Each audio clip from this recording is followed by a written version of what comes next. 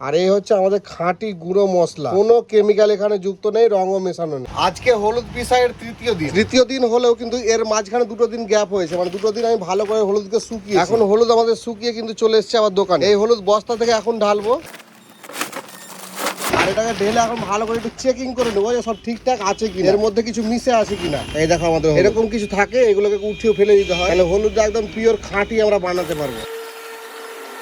হলুদ মোটামুটি ফ্রেশই আছে, একদম ফুল চেক আপ করে নিয়েছি। এবার এটাকে বস্তাবন্দি করতে হবে পিসতে যাওয়ার জন্য। হলুদ তো বস্তায় করে নিয়েছি। এবার 10 কিলো হলুদ নিয়ে শুকনো করতে দিয়েছিলাম ধুয়ে, ওজন করে দেখি এটা কত আসছে। 8 কেজি 725 গ্রাম, তার মধ্যে 25 গ্রাম বস্তা বাদ যাবে। ধরে নিতে পারো যে 10 কিলো হলুদ ধুয়ে আমরা পেলাম 8 কেজি 700। চলো দেখি এই হলুদটা পিসি আমরা কতটা পরিমাণ হলুদ পাই।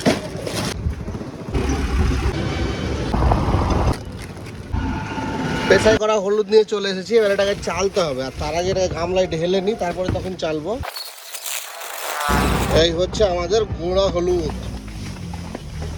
হলুদ এরকম গামলাতে আছে একটা, আর এরকম একটা বড় গামলা নিয়েছি, এখানে চেলে চেলে রাখবো বলে। হলুদ পিসাই কিন্তু খুব সুন্দর হয়েছে, দেখো চালার পরে এই অবস্থা, আর এইটুকু করে কিন্তু চালনি বেরোলো।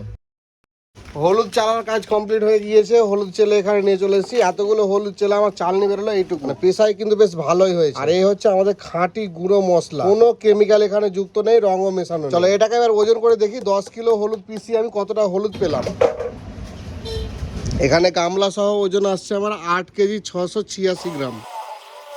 গামলা খালি করে দিয়েছি, আর এটার ওজন হচ্ছে 748 গ্রাম। গামলা সহ ওজন হয়েছিল 8 কেজি 686 গ্রাম, আর গামলার ওজন আসলো 748 গ্রাম, মানে মাইনাস 0.748। 7 কেজি 938 গ্রাম আমি হলুদ পেলাম। হলুদ কিনেছিলাম 150 টাকা কিলো, 10 কিলো হলুদের দাম লেগেছে আমার 1500 টাকা, আর পিসাইয়ের জন্য লাগলো 170 টাকা। 1670 ভাগ 7 কেজি 900, মানে পার কিলোতে আমার খরচ হয়ে গেল 211 টাকা 39 পয়সা। তার মানে বাড়ির পিসাই করা একদম খাঁটি গুঁড়ো হলুদ তোমরা যদি নিতে চাও, তাহলে আমি 230 টাকা কিলো বিক্রি করবো। আর তোমাদের দিকে এরকম খাঁটি গুঁড়ো হলুদ কত করে বিক্রি হচ্ছে কমেন্টে অবশ্যই কিন্তু রেটটা জানিও।